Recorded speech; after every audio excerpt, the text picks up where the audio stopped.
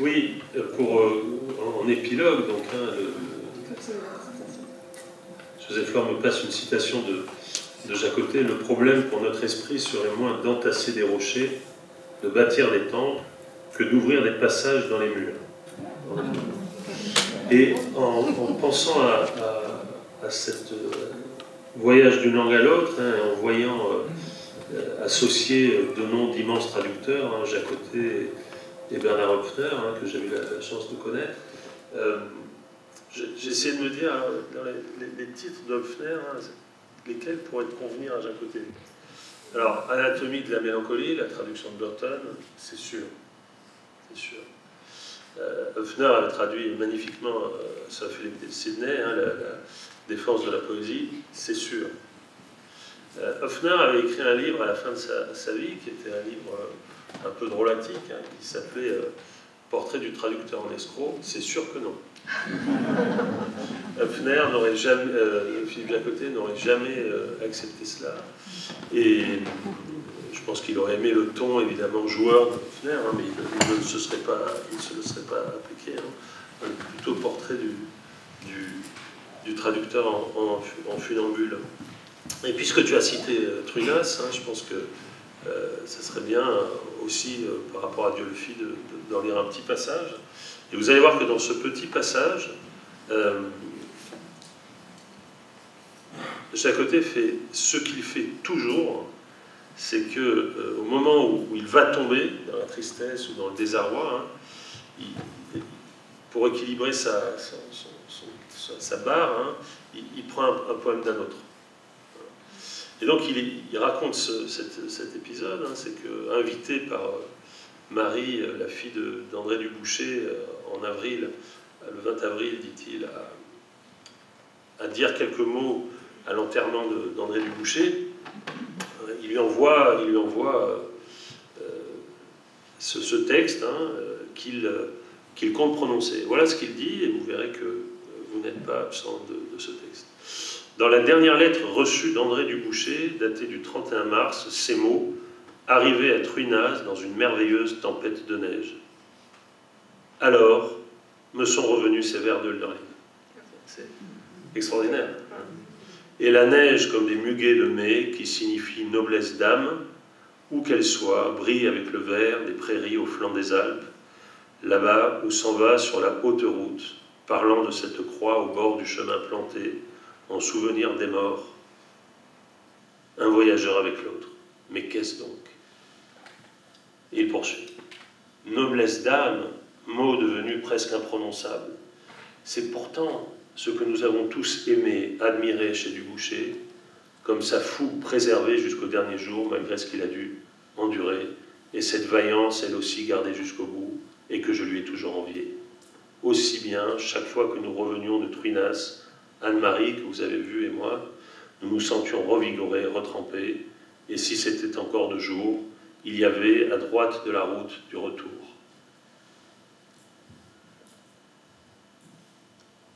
Après Dieulefit, l'étroite rivière qui brillait en avant de nous comme de la lumière qui nous eût précédés, conduit, ayant fendu par endroits, la roche elle-même brillante. Et donc cette manière qu'il a de mêler ce qu'il a de plus intime et le muguet de Hölderlin, c'était ça, Jacotet. Merci beaucoup.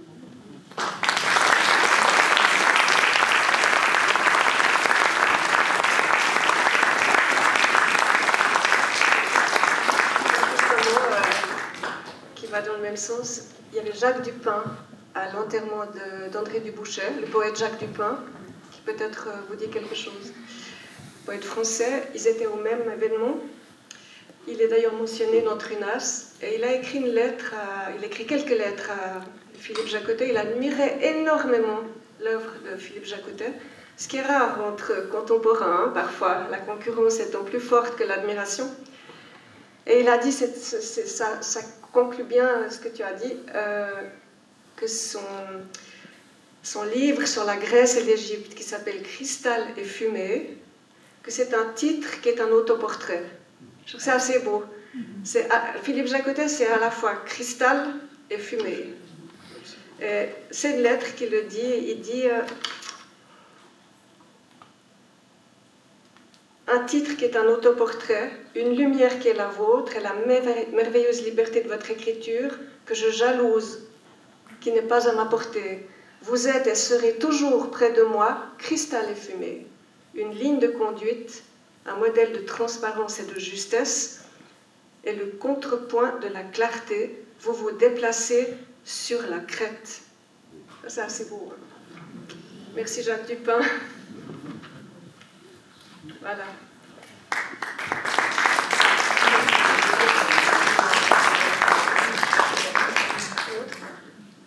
Est-ce que vous acceptez quelques questions du public, s'il y en a? Toutes les questions. Toutes les questions. Est-ce que quelqu'un veut interroger l'un ou l'autre?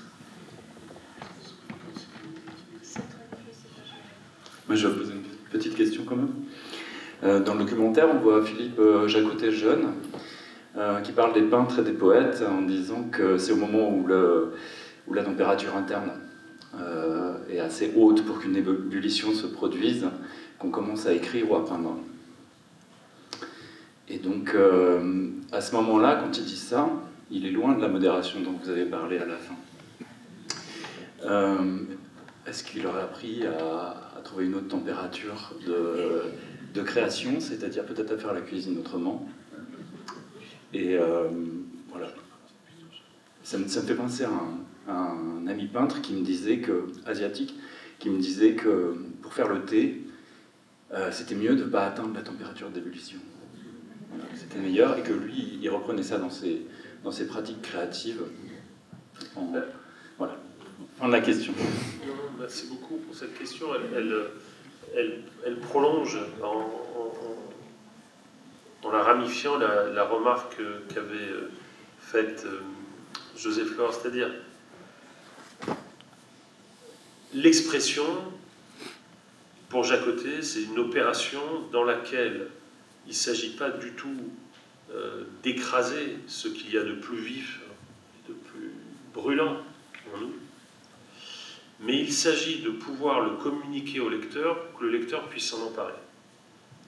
Et je crois que ça, si vous voulez, c'est une marque de fabrique. Hein. Alors, dans un livre qu'elle a consacré à Jacotet, traducteur, hein, notre ami Mathilde Vichère parle d'effacement.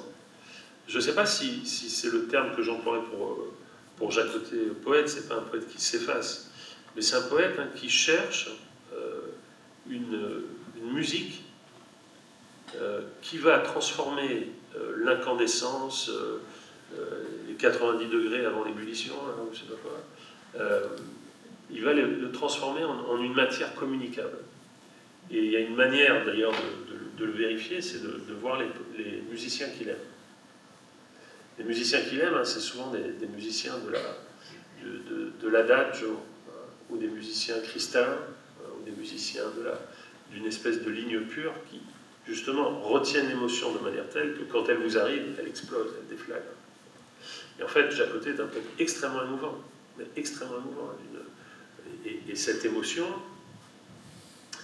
elle ne vient pas justement de la déflagration, elle vient de la retenue de la déflagration. Et quand il arrive, ça explose. Et ça, c'est très frappant. Hein. Si vous voulez, je prends un exemple, c'est un mauvais exemple, mais c'est comme si on disait Verdi, c'est plus émouvant que Bach. C'est pas sûr. Pas sûr. Peut-être qu'il y a dans la retenue de Bach, ou de Monteverdi, ou de Schumann, Schubert, les musiciens qu'il aime, une intensité de retenue qui permet la déflagration. Du coup, ça en fait effectivement un poète assez inactuel, parce que c'est pas du tout un poète du cri, Jacotet. Il est avant-gardiste. Il n'est Oui. pas inactuel, il est avant-gardiste. Il annonce ce qui vient venir après le règne de la tyrannie de la pensée unique.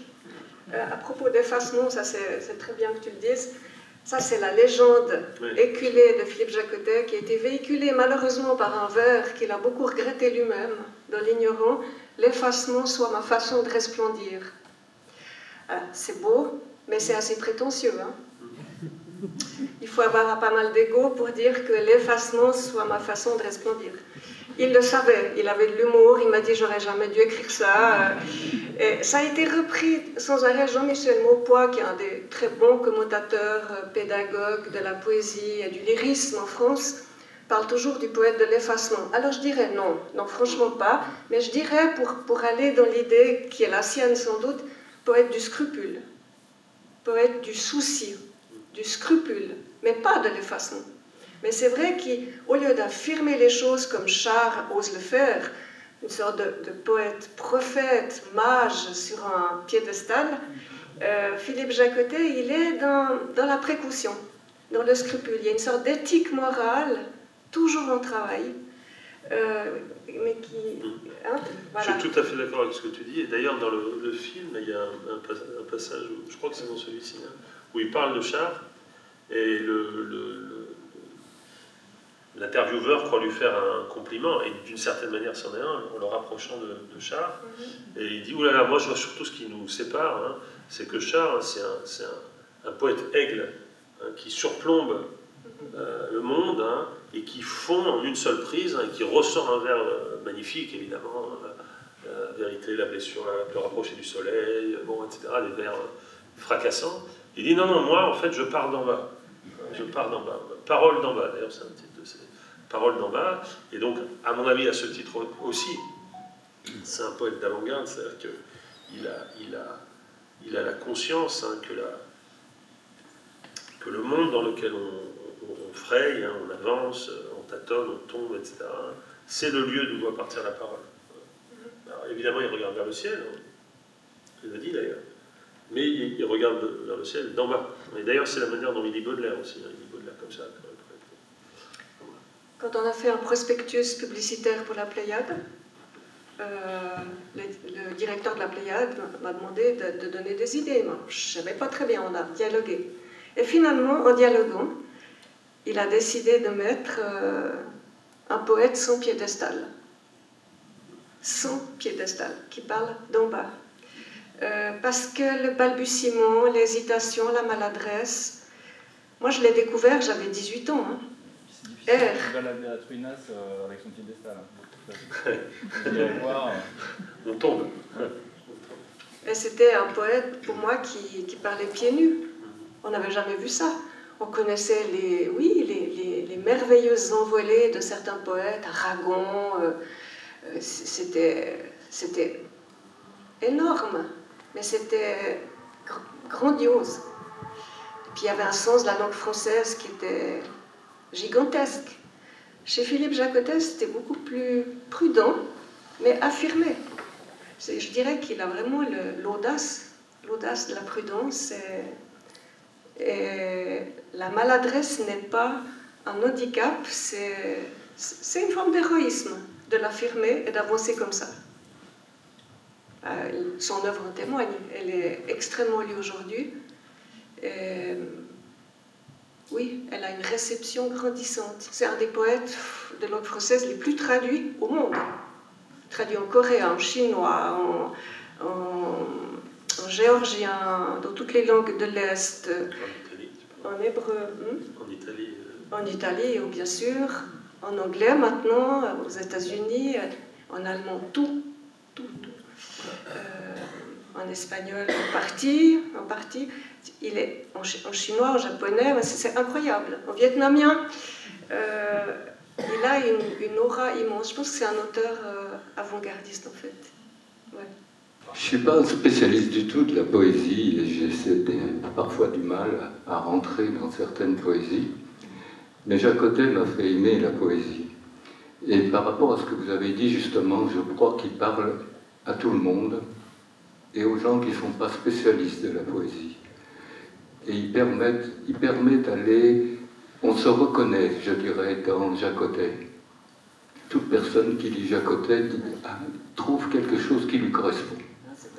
Moi, je crois que c'est sa force.